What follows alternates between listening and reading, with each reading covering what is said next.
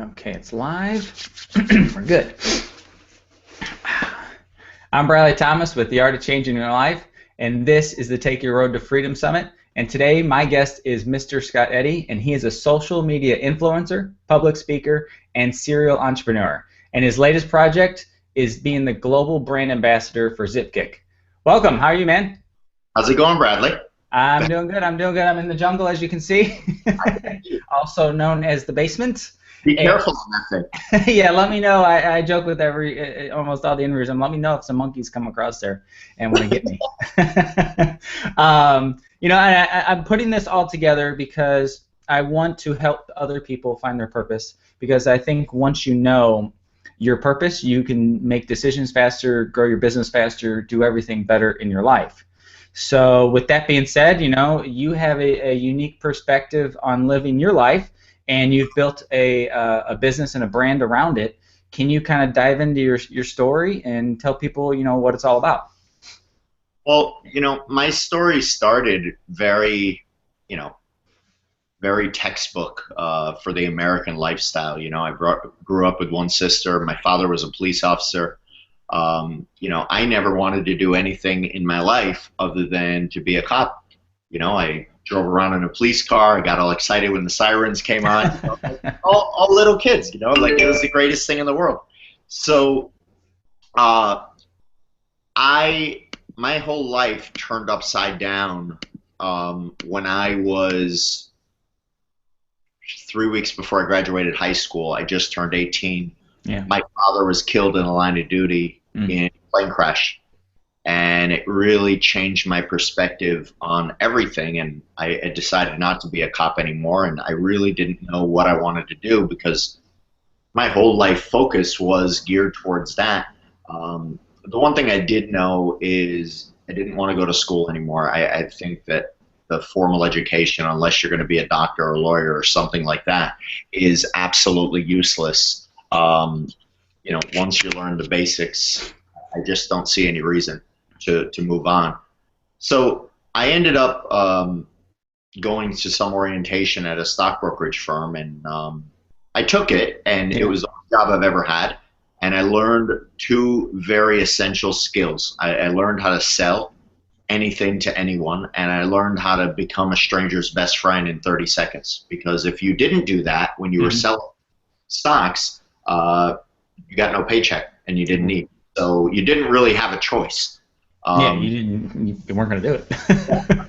so it's something that really changed my life, and like I said, it turned my life completely upside down. I did that for 10 years, did very well, and resigned from the firm. And I went to go visit a friend who was living in Thailand outside of Bangkok, older guy, wife, kids already. And I got to Bangkok, and it was a life-changing experience. I got there, and I didn't know it was possible to have a city as big as almost New York City, where the people are as nice as you would find it in a city of 500 people. Like, the people are so warm and kind and friendly. I was blown away. I didn't think it was possible. And not only that, you're in a third world country that there's tremendous opportunities, not only in the country you're in, but the surrounding region. And I fell in love with the place. I ended up staying there for 7 years consecutively, and I've been living overseas ever since. So since '99, I spent 11 years in Thailand. I spent 4 years in Spain, a year in London, Philippines, Portugal. It's truly, truly amazing everywhere you go when you're overseas that you're surrounded with 10 different cultures, 10 different languages, 10 different mindsets, 10 different ways they view life. And you really learn a lot from that. The first Yeah. thing you learn by being overseas is patience. If you don't have patience, you're going to blow your head off, because we're used to, people take this for granted here because they really don't travel. They're not well traveled, but we take it for granted the ease of everyday life. Like, Oh if you, yeah. renew your driver's license, go do it online. If you want a bank, go do it online. If you want to do this, everything is within reach, and everything is so systematic. Everything is perfect. It might be a headache for us, but for a real third world country, it's super perfect. Oh So yeah. um, it really puts things in perspective, and it makes you realize what's important. After basically growing up my young adulthood in the investment banking industry for 10 years, being surrounded by, 19, 20-year-olds making 100 grand a month, driving around in Ferraris, that mindset it will kill you. It will taint your mind if you really get sucked into it. So living overseas really put my whole life in perspective. Yeah, the mine was a little like that. I wasn't driving around a Ferrari, but I had the BMW. That wasn't me, Bradley. That wasn't me. Well, yeah, yeah, I know what you're saying though. Is that I didn't. I had the BMW and the nice house, and then Right. I filled it up with all the crap that society says you're supposed to make it feel right, but then it's just this big house and me and my dog, and felt pretty alone, and it just didn't feel right, you know.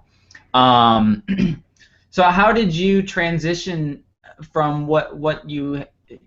How did that shape the business that you're going into now, or that Well, I mean, not going into now, but the business that you've built? How did that experience shape that? well, from a very young age, my father always taught me it's not what you have in the bank, it's the people that you know. It's the people that you surround yourself with. So for him, it was all about the relationships. Hmm. Um, so I've always tried to, have as many friends as possible, meet as many new people as possible. I love it. I'm addicted to meeting new people, to developing new relationships. So when social media was invented, when I was already living overseas, and I really don't count MySpace as social media, I count onward to social media. No offense, but it's so 2004, and then it started to gain traction 2006, 2007. I was already living overseas for 7, 8 years, so I really took to social media and really dove in head first. And again, I'm not from this industry. I don't know anything on the technology side. I just saw an opportunity where, okay, the only time I can develop relationships in the real world is if I leave the house. Hmm. Here, I can develop relationships 24 hours a day on a global level. I'm like, this really makes sense. So I really took to it. And then when Twitter came out, I did what everybody else does. I set up an account. I tweeted once or twice, and I was like, okay, well, this is just a Facebook status update over and Yeah. over again. What benefit is this? At least on Facebook, I have my friends. So I didn't touch the account for about a year, year and a half, until I have a very good friend back in Miami who's very active on there, and I started getting more active, and just the traction just started to come. Twitter it's a great tool, and it's a horrible tool at the same time. It's a horrible tool, whereas it's not as easily explainable as Facebook is. You Hmm. dive on, you already have all your friends are on Facebook, so it's very easy. You see their pictures, you can talk to them. Twitter, you actually have to be just a touch of an extrovert to actually start to reach out to people. But once you do, it's like a snowball effect, and it really gets going. So Twitter is very easy if you already have a friend who's active on there. If you don't have a friend, you have to have a little bit of an extrovert in you to actually force yourself to get out there a little bit. But Twitter, I found, it's definitely my platform of choice. Hmm. And you know, look, I look at social media the way I was trained in the stock brokerage business. I look at it like, in that business, the more aggressive you are, the more success you're going to have. So I live my whole life that way. If I'm going to do social media, I'm either in 150% or I'm not in at all. I guess that's the fact that I have OCD and ADD, and that works. I use it to my advantage, but that's the way I feel. If I can follow up to 1,000 people or up to 2,000 people every day on Twitter, guess how many people I'm following? Until it says you're unable to follow any more people, and I do that every single day. So sometimes I might get 10% follow me back, 1%, no percent, or 80%. And then after a few days or a week, I unfollow those people. A lot of people have issues with the unfollow or the follow back method, but I'm looking to develop relationships. I'm not looking to sell anything. I'm not looking for anything. How do we find each other? Yeah. Okay. Why am I here right now? Yeah. Um, it's I believe that if I can put myself in front of 1,000 people, if I can become friends with one of those people, it's great. Now, what I do with the relationship, that is the next level. You know, Mhm. are they going to be a friend for life? Are they just going to be your evangelist and share everything you talk about? Are they going to refer you to friends and they can be your connector and hook you up with people that they know? Or are they going to be a potential client? I don't care. Any one of those dialects, I'm fine with. So for me, social media is purely about developing relationships. And it's why I concentrate so much on the content that I put out, because, you know, I'll never put out content that doesn't fit my personality, but I definitely think twice about posting something. Okay, is this something that they would want to see? But first, I'm always asking myself, would I like it? Yeah. So it's always in aligned with my personal brand. So my Twitter following really started exploding a few years ago, and I got a request to be one of the keynotes at Malaysia Social Media Week.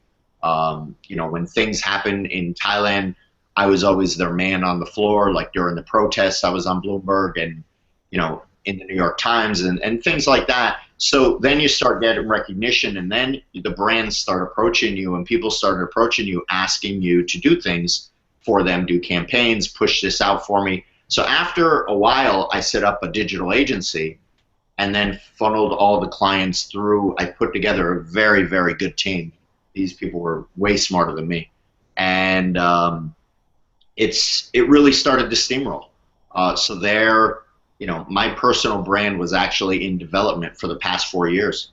Now, for the past 3.5 years, 100% of my business has come from Twitter. That's now I think the key thing to that I'm seeing there is that did you know in the beginning that you were going to do all of this? It sounded like you just started out and because you wanted to do it and you wanted to create those relationships with people. For me, it's all about the relationships. I know that if you surround yourself with good people, if you surround yourself with like-minded individuals, if you surround yourself with positive, uplifting people, nothing but good things will happen. Yeah, If you ask me right now, Bradley, I don't even know what I want to do when I grow up. I have no idea, because what tomorrow brings, I have no clue. I mean, look, right now, I'm talking to you from Zipkick headquarters in San Francisco. 3.5 weeks, almost 4 weeks ago, I get a tweet when I'm in Bangkok um, from the founder of this company, the co-founder, and he asked me if I want to be a beta tester, or insider, you know, to find out about their app before it gets launched. And to be honest, I get quite a few of those tweets every month. But I reply to everybody, so I replied, and we took the conversation offline, and we ended up Skyping for a few hours. 6 days later, I had a ticket to San Francisco in my hand, and I'm out here for the app launch and to do a lot of other things with them, and I'm the new brand ambassador for Zipkick. yeah, So good things will happen if you stay consistent. The, yeah, pro- the problem with the average person in the world is they are very lazy mentally and lazy to do it consistently. Anybody can be motivated for a week. yeah. It's why the biggest sign up um, you know, for gym memberships is the first 2 weeks of the year. Anybody can be motivated after they set a resolution. Mm-hmm. But what they don't publicize is the biggest cancellation time of the year is the first 2 weeks of February. Yeah, no, they don't. You know? The the thing that kind of resonated me in that part is that if you don't know what your underlying purpose, and that's the whole reason I'm doing all of this, work, is that's what stops you from canceling, is because you now know your purpose. It's what you're able to take, go through those stumbling blocks and get past. I think January 17th or January 15th is the day everybody quits their New Year's resolutions. And if you don't know why you're doing it or what fuels you to get to the other side, you're not going to do it. It's just going to sound like, oh, I want to make $1 million, but then you quit a couple weeks later because your idea kind of fizzled. Well, there's going to be roadblocks. You have to go through those roadblocks in order to get what you want. But like I said, you just don't know. If you don't know that purpose, you're not going to be able to kick yourself in the butt in those hard times. Right. And to the other point, when you were talking and bringing up, you just started going for it and just started, building a huge amount of Twitter followers, and it was just literally one at a time. Is how I guess the question or the did you have an envisionment of how this would actually be able to help you and build a business from it at that point, or is it just I just stayed true to your purpose? Yeah, it's super true to my purpose. I won't, I won't alter that for anything. But no, I had no, I to be honest, I still don't have a clear vision.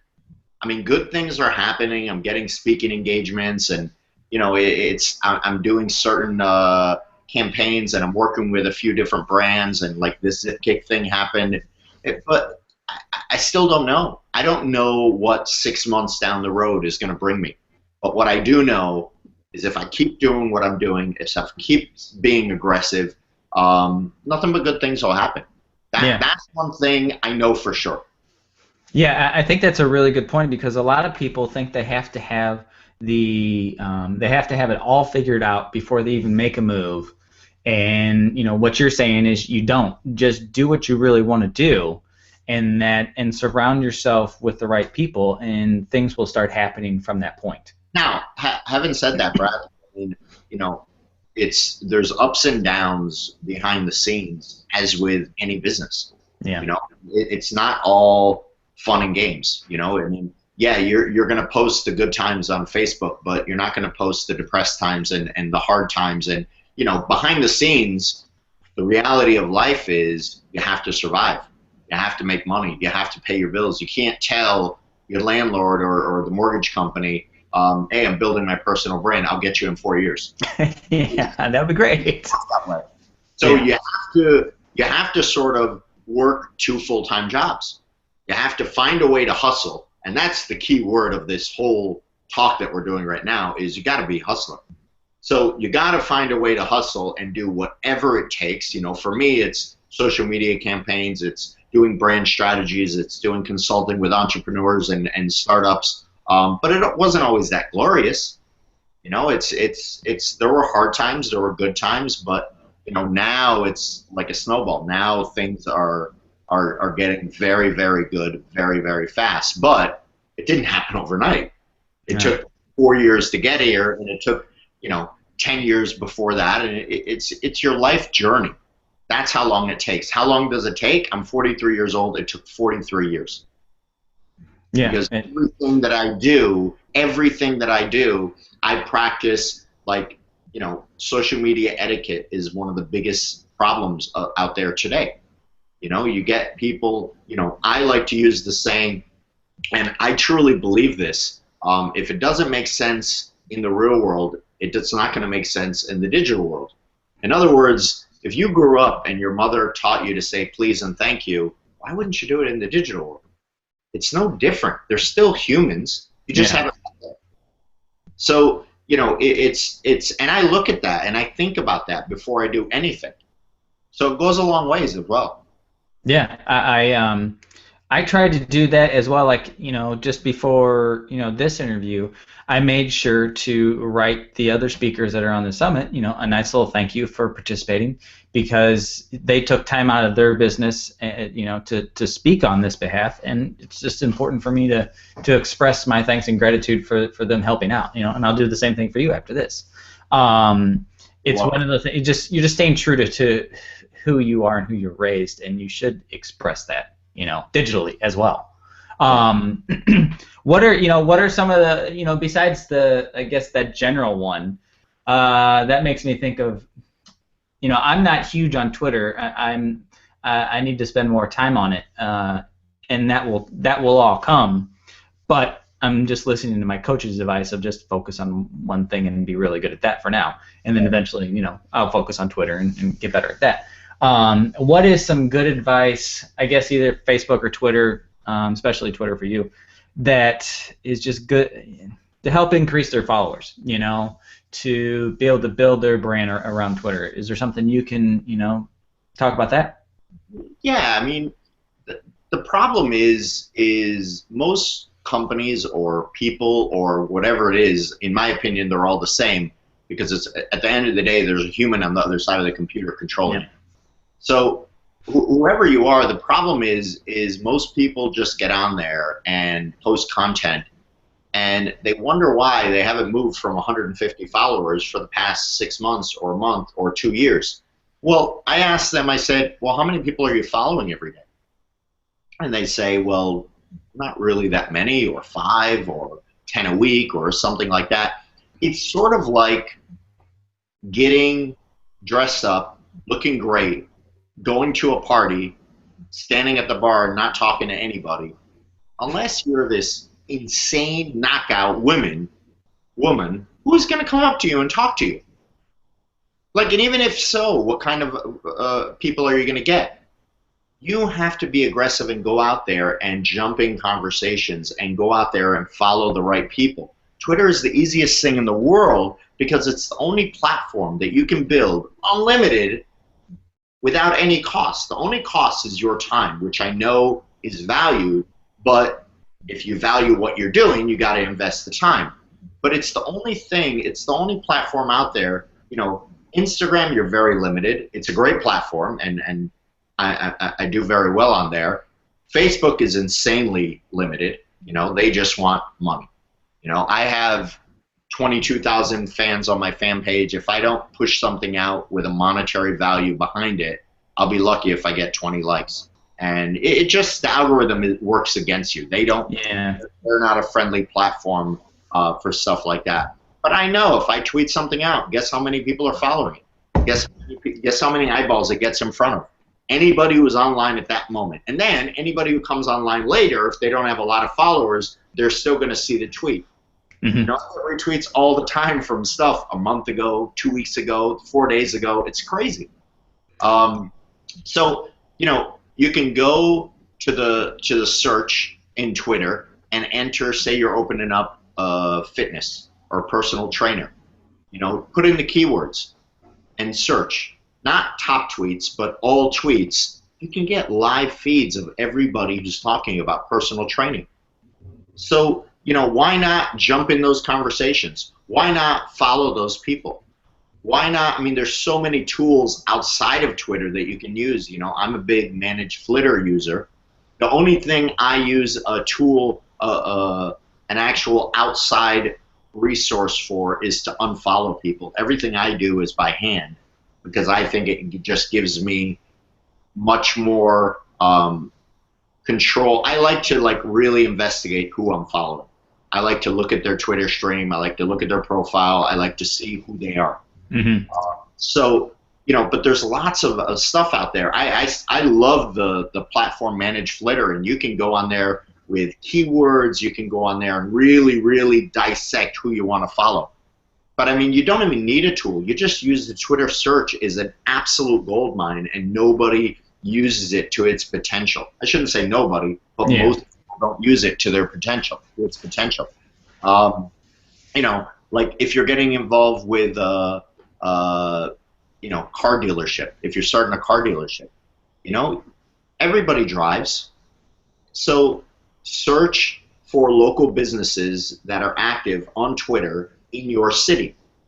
Search for who talks to those brands. Search for who's engaging with those brands. Follow those people. If you follow 100 people, 20 people will follow back, for sure. So then when you start building that up, start engaging. Say, thanks for following me. You know, you don't have 100,000 followers. You can do it for 10 people. Thanks for following me. How you doing today? You know, don't talk about your brand. They know who you are. They're going to go to your profile. They are going to see who you are. Whether you're a person and you represent a brand and that Twitter account is in your profile, or you're you're tweeting from the company account, they're going to see who you are. Do not push your brand and shove it down people's throat. Have a conversation. Be human. Yeah, that's the biggest takeaway. Yeah, it's like I was at a networking event last year, and you know, I think I know how to network, you know, at least a little bit. You really connect with people and you're honest with them, and then if it feels natural and the conversation goes there, then you talk about your products and services and let it be fine. This guy came up and just kind of like handed his cards to everybody, and it was just kind of like he was what you're saying, like kind of like shoving it down our throat, and it's like, well, I don't even know you, I don't even know what you're about or whatever he was selling. It just didn't make as much sense, and likewise, I'm not going to go out and I'm not going to look him up. The card just went in the trash. So yeah, if your real intent there, if your real intention is like what you're saying, and your purpose is to create those create real relationships, and without an agenda other than you're a human, let's say, and we have a common interest, maybe we can help each other out down the road somehow, and it doesn't have to be in what your product or service is, but maybe you're just really good at X, Y, and Z, and they happen to need just a little help in that, and you can offer them whatever it is, and you can do a lot of that now. You can jump on Google Hangout like what we're doing now, and share a screen and show them how to do something, or anything, as long as you're giving first, and then later, you'll get that back in some form or fashion. Is well, I'm trying to remember the next question off the top of my head, and it kind of just left me. So when you're doing some public speaking now, how did that transition? And if someone has a purpose that they're going after, and they're trying to build their social brand, and they want to start speaking about it, what are some things that they can do to get recognized by some of their Twitter followers as someone that would be good to speak in front of them, and start building that speaking career? Again, I am not a professional public speaker, but if you're asking me that question just based on my experience, you have to be not an expert. I mean, those terms, and expert and gurus, and they're just ridiculous. But I mean, you have to be very knowledgeable about one thing. Absolutely. So you really have to narrow your focus down. If you want to tweet about entrepreneurship, really know about it and have your certain twist on it. Have your certain niche that isn't so massive. And then, like if you want to be a national public speaker, there's all sorts of public speaking associations. Follow them, get engaged with other public speakers, go to conferences, find out event organizers, do that. But first, you really better be good at it. Because that industry, and again, I don't focus anything. When I get offers, that's fine, but I never go after public speaking engagements, because there are people out there that are just way better than me, and I give it to them. I know my strengths, I know my weaknesses, and it's fun, but I'm definitely not a pro. So, but if you want to be serious about it, there's lots of places where you can practice and do public speaking for free. You can go to, nonprofits, you can go to local community houses, you can go to schools, you can go, you really have to fine-tune your art, your craft. You have to get good. You always have to get better. If you can improve by 1% every single talk, you will be very good in 6 to 12 months. Yeah, I think there's I think people, what resonates with, you is that you're just real, and that's probably what they want out of a speaker. It's not that you're going to come in with this big booming voice and sing something that's going to be super moving, but and a lot of times it's just seeing someone who's real and authentic, and will tell people how it is and what it's really like. That is just as inspirational, and a lot of times it's even more inspirational, because they can connect with you and see a real person is behind it, instead of someone delivering, the perfect speech at this perfect time and it sounds good. You know what I mean? Right. No, absolutely. The man, I lost my train of thought, and then I went off in a little tangent in my head there. Well, this is what it's all about, like, the entrepreneurial, figuring things out along the way, and getting it to work for yourself.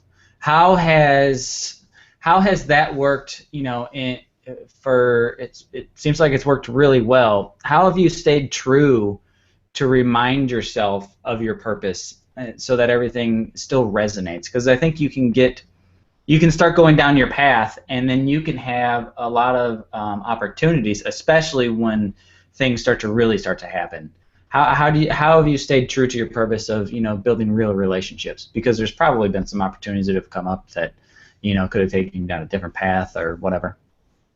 Every month I get those opportunities, and I just absolutely refuse. I won't make a decision based on money.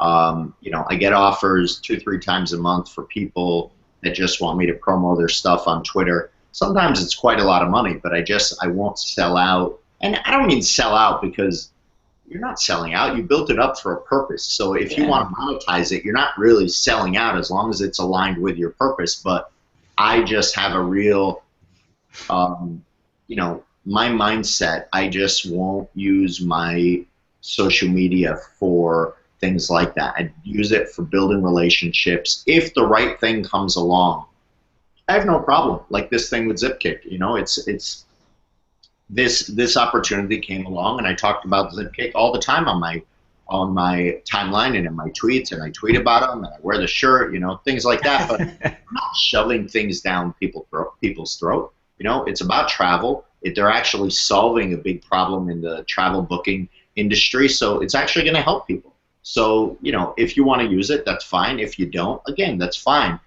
The most important thing is I was raised correct, and I was raised very strict. When I was growing up, if I made bad grades, I got the shit beat out of me. If, I didn't hold the door open for my mom and my sister when I walked through it, I got killed. If I didn't say yes, ma'am, and yes, sir, I got killed. So, I think that has a lot to do with it. I was really values were instilled in my head at a very young age. And, even while I was a stockbroker for 10 years, I was living at home. I have my mother's parents are from Lebanon, and she has a very, old school mentality. And, it doesn't change, it's you move out when you get married. So, I mean, it's it's actually my first time living alone. So it's like, it's, it's kind of strange, but refreshing at the same time. Yeah. I wouldn't change my childhood and the way I was raised for nothing. But I wouldn't change it for nothing. I had a guy I used to work with, and this is years ago, and during that time, this was in my early 20s, mid 20s, and he was from Bosnia, and his family was from Bosnia, and he was still living with his parents and doing his thing, and he loved it. Like, he had no problem, like, telling, hey, I brought a girl home last night, blah, blah, blah, and then she walked out and saw mom and dad walking. It's like, he had no problem because that was totally cool with him, and their family. I couldn't do that, Bradley. Maybe that's just a cultural difference between the two. But we used to just give them crap about it, like, oh, you're still living at home with your parents. But then as I grew older, I realized that, especially after I watched this documentary called The Happy Movie, that people are their happiest when they're surrounding themselves with the people they know, like, trust, and love, and usually that's your family and your friends. And that's exactly what he was doing, and that's what his family's values were. Is they just kept each other around until one of them until they got married, and then they went off and built their own next thing.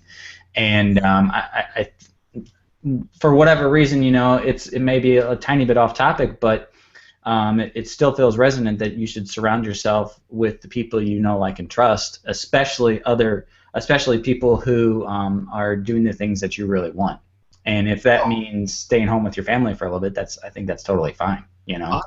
Well, wasn't it Jim Rohn or one of those guys said you are the sum of your 5 closest people or something like that? Yeah, so the average. Yeah. So, I mean, you are who you're around all the time. You're hanging out with, and it's one of the reasons, I mean, a few years ago, I've actually done it twice, but when I left the States, I really cleaned up my friend database, if you want to. I know what you're saying. Got rid of all the toxic people, got rid of all the people that were just spinning their wheels in mud. And, there's just no reason. I mean, these people, intensely and focused on being negative. And they're like a wheeling mud. They just keep spinning and spinning and spinning and spinning, and they're Yeah. just not going to go anywhere.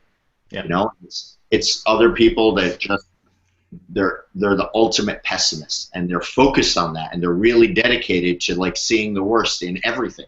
And they magnify problems. And if you're surrounded by these people, I don't care if you've known them since you were 3 years old, they will have a negative effect on your life. So the question you need to ask yourself is, you being happy and truly happy and successful in your life, is it worth just having them in your life, or should you cut the cord and really try to focus on being happy and successful? Yeah, I think that's a really good point. Is that when you cut that cord, and you don't have to like have the conversation with them. Right. Yeah, well, I mean, family, and if you're leaving the house or something like that, sure, you got to tell them why you're leaving. But I mean, like, if you have friends that are just toxic in your life, you just don't have to talk to them as much anymore.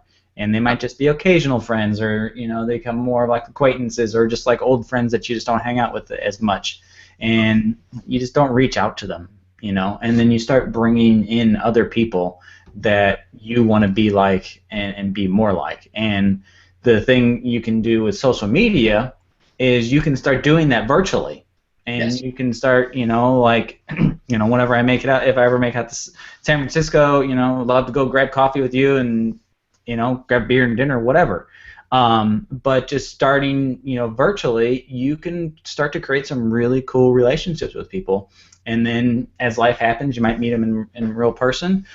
If not, they can still be a supportive element of your life and really encourage you to do your best. I'm in a mastermind group right now, and that's exactly what we do. We just hold each other accountable towards our goals, and I look forward to it, every other Monday, and it's great. And they're all over the country. So that is another aspect, is building that. Is there any tidbits of advice, when you are leaving the nest, or you're starting to shred your friends, for the type of people you want to surround yourself with? Well, I mean, you want to be surrounded with like-minded individuals. It's going to be different for everyone.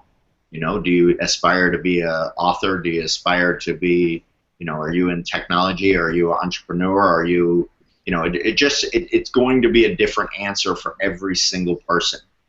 For me, I like to be surrounded by, I like to engage, to be honest, with the travel industry. And it's the reason why I'm so deep inside the travel industry these days, is because, travel people, they're really engaging.